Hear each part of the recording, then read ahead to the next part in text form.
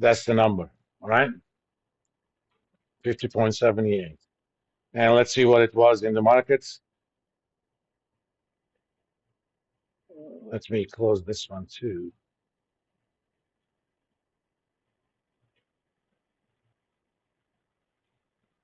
That's not what I wanted to do.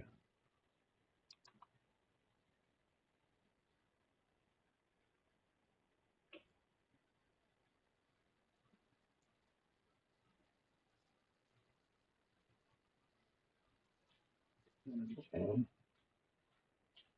If I open up this one, let me see. This is a number calculated by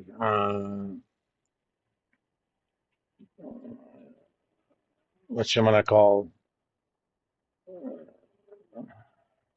Robinhood. So it's a little bit different than ours, and I don't know what interest rate they're using,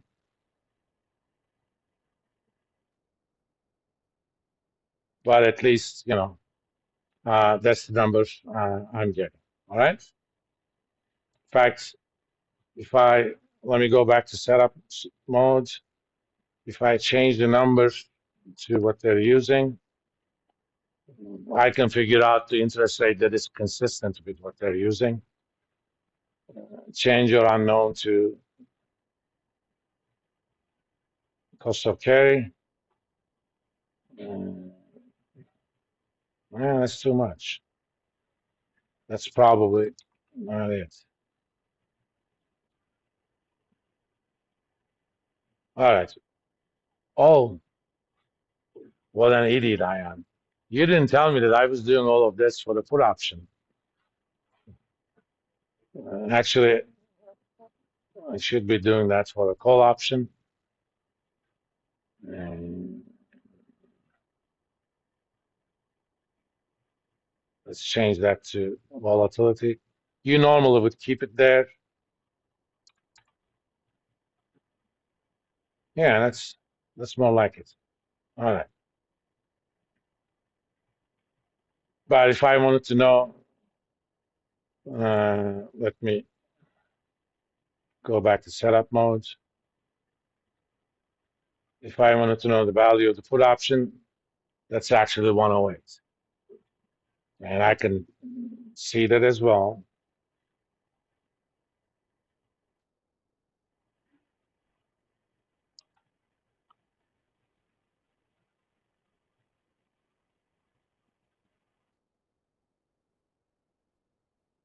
This thing is gonna drive me crazy. Because apparently you can do multiple desktops. Let me unpin.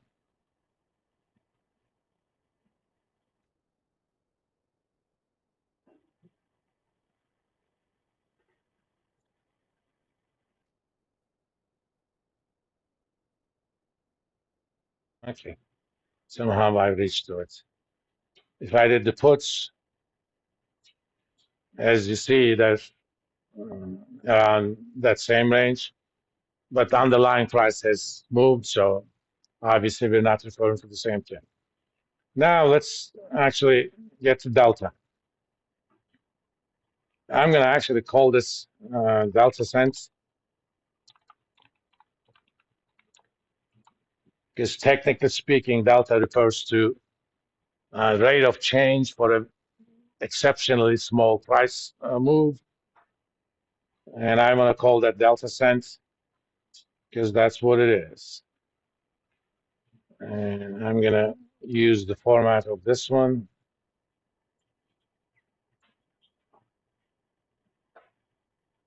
In fact, I will also copy this formula because I'm smart.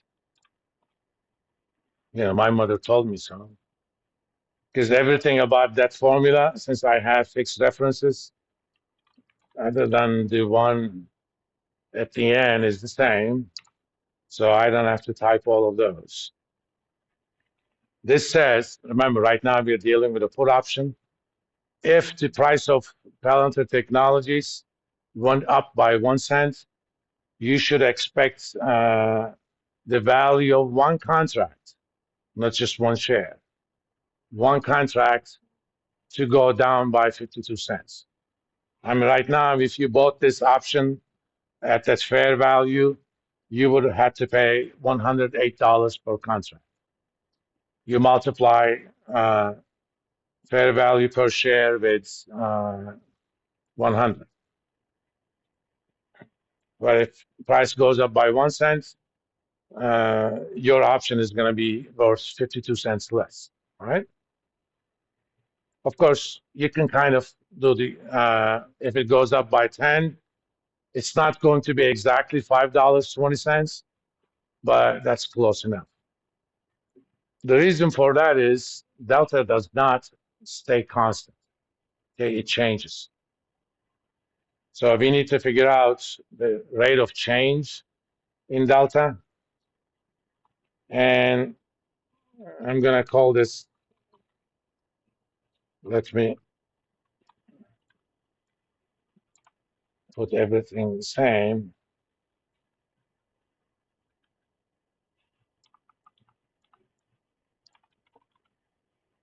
Gamma cents.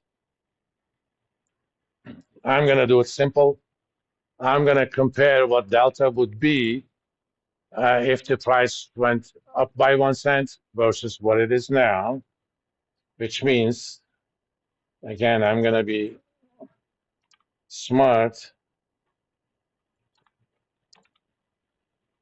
I'm going to copy that, except I'm going to increase the price on the first one by 1 cent.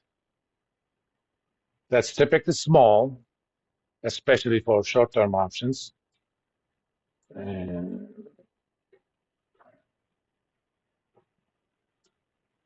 if you want some more reasonable numbers, you can actually multiply that by 100. But I'm going to leave it as such. So that means when price goes up by 1 cent, delta is going to go from, let me put more digits to that one too.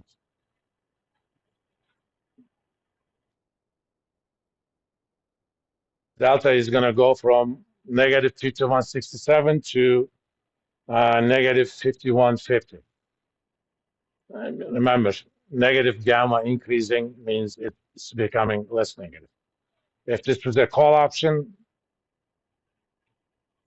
delta would have gone from 48.33 to 48.50. For a 1 cent move, it's not too much. But remember the role of delta. If you're running an option book, that's how much, that tells you the percentage of the option position you need to short if it's a call option. That means I need to short 48.33 shares if I sold a call option expiring next Friday and strike was 23, right? But as the price goes up, that delta is going to increase. Think about it. If at the end of today, price is $25, let's find out what the value would have been, okay? Right now it's 85 cents. If it goes to 25, it's going to be 232, okay? Do you see the delta at 230? At 25, it's now 80 cents. At 35, no, I changed the wrong cell. It's not exactly one, but it's pretty close to one. That means when the price came to 35, the option is so much deep in the money. In the money means if you were to exercise that option now, you would make money. So for call options, when the current price is above the strike, it's in the money. If it's below, it's out of the money. For put option, it's the other way around. When the current price is below the strike, it is in the money because, you know, let's do this 15 and let's make this put, okay? And The market is 15, but I have a right to sell at 23. If I use that right, I'm going to immediately make $8. In fact, the amount by which an option is in the money is called intrinsic value.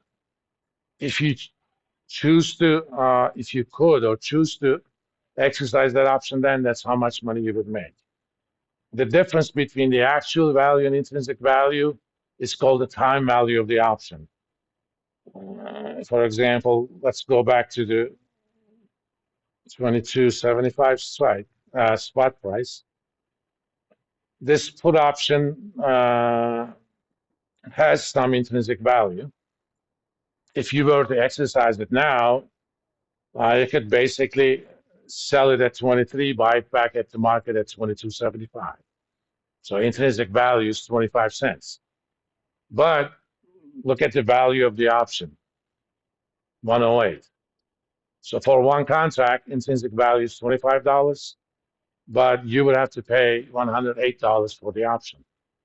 The difference between two is the time value of the option. You shouldn't think of that as in a discounting sense. You basically have 9 days for price maybe to go even lower. Because for a put option, the lower the price goes, the more money you're going to make. So that's the reward that you get for not, the time value of the option is the reward that you get for not exercising that option. In fact, for American options, it is never American options with no dividends. It is never optimal to exercise a call option. When it's really deep in the money, there are cases you may have to for a put option. But other than that, it's fine. Obviously, the deltas for put options are negative because when the price of a stock goes up, put options go down in value. It becomes less in the money or more out of the money, depending upon where it was. But gamma is always positive. So if you're running an option book, whether you sold a call or you sold a put, you have positive gamma exposure. Remember how delta hedging works.